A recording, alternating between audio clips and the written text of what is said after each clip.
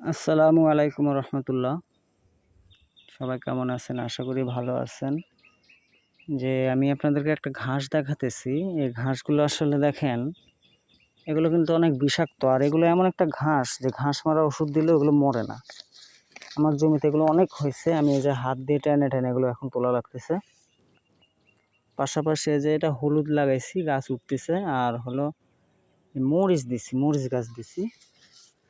তো মরিচ গাছ দিছি, ওটা ফ্যাক্ট না, মরিচ গাছ হবে, কিন্তু আমি হলুদের ভেঙে সামান্য পরিমাণ বাসা খাওয়ার মতো ওই লাল শাকের বীজ ছিটাইছি দেখেন।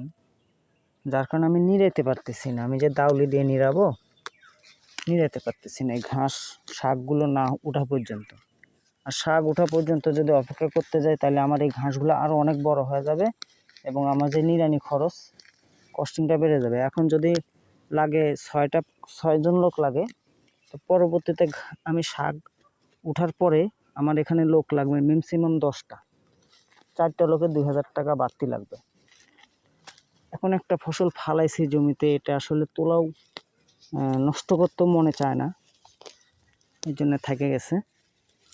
তো আপনারা যারা নতুন হলুদ লাগান, আপনাদের জমির কন্ডিশন বুঝবেন, কি পরিমাণ ঘাস হয়।